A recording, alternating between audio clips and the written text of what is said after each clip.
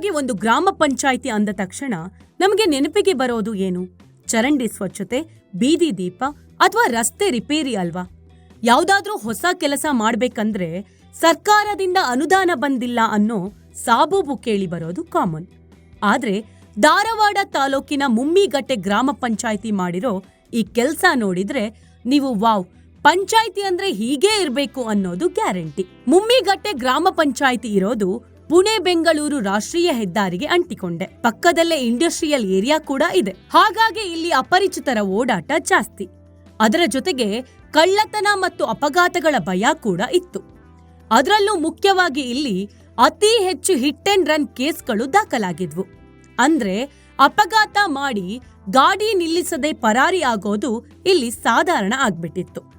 ಆದ್ರೆ ಇನ್ಮುಂದೆ ಈ ಗ್ರಾಮದಲ್ಲಿ ಅಂತಹ ಕಿಲಾಡಿಗಳ ಆಟ ನಡೆಯಲ್ಲ. ಯಾಕಂದ್ರೆ ಈ ಪಂಚಾಯಿತಿಯ ಅಭಿವೃದ್ಧಿ ಅಧಿಕಾರಿ ಪರಶುರಾಮ ಕವಲೂರ ಮತ್ತು ತಂಡ ಒಂದು ದಿಟ್ಟ ನಿರ್ಧಾರ ತೆಗೆದುಕೊಂಡಿದೆ.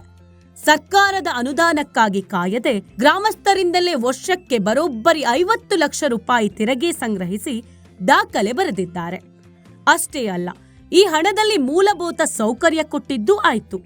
ಇನ್ನುಳಿದ 7.5 ಲಕ್ಷ ರೂಪಾಯಿ ವೆಚ್ಚದಲ್ಲಿ ಇಡೀ ಗ್ರಾಮಕ್ಕೆ 22 ಹೈ ಡೆಫಿನಿಷನ್ ಸಿಸಿಟಿವಿ ಕ್ಯಾಮೆರಾಗಳನ್ನ ಅಳವಡಿಸಿದ್ದಾರೆ. ಈಗ ಇಡೀ ಗ್ರಾಮವೇ ಸಿಸಿಟಿವಿ ಕಣ್ಗಾವಲಿನಲ್ಲಿದೆ. ಈ ಕ್ಯಾಮೆರಾಗಳು 1 ತಿಂಗಳವರೆಗೂ ಬ್ಯಾಕಪ್ ಇಟ್ಟುಕೊಳ್ಳಬಹುದು. ಪಂಚಾಯಿತಿ ಕಚೇರಿಯಲ್ಲೇ ಕುಳಿತು ಇಡೀ ಊರಿನ ಚಲನವಲನವನ್ನ ಗಮನಿಸಬಹುದು. ಈಗ ಯಾರೇ ಅಪಘಾತ ಮಾಡಿ ಪರಾರಿಯಾಗ್ಲಿ ಅಥವಾ ಕಳ್ಳತನಕ್ಕೆ ಸ್ಕೆಚ್ ಹಾಕ್ಲಿ, ಮುಮ್ಮಿಗಟ್ಟೆ ಪಂಚಾಯಿತಿಯ ಈ ಡಿಜಿಟಲ್ ಕಣ್ಗಳಿಂದ ತಪ್ಪಿಸಿಕೊಳ್ಳೋದು ಅಸಾಧ್ಯನೇ ಸರಿ. ನೋಡಿದ್ರಲ್ಲ, ಮನಸ್ಸಿದ್ರೆ ಮಾರ್ಗ ಅನ್ನೋದಕ್ಕೆ ಮುಮ್ಮಿಗಟ್ಟೆ ಪಂಚಾಯಿತಿಯೇ ಸಾಕ್ಷಿ. ತೆರಿಗೆ ಹಣವನ್ನ ಗ್ರಾಮದ ರಕ್ಷಣೆಗಾಗಿ ಬಳಸಿಕೊಂಡಿರೋ ಇವರ ಈ ಮಾದರಿ ಕೆಲಸ ನಿಜಕ್ಕೂ ಮೆಚ್ಚುವಂತದ್ದು.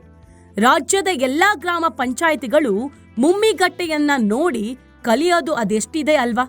ನಿಮ್ಮ ಗ್ರಾಮದಲ್ಲೂ ಇಂತಹ ವ್ಯವಸ್ಥೆ ಬರಬೇಕಾ? ಕಮೆಂಟ್ ಮಾಡಿ ತಿಳಿಸಿ.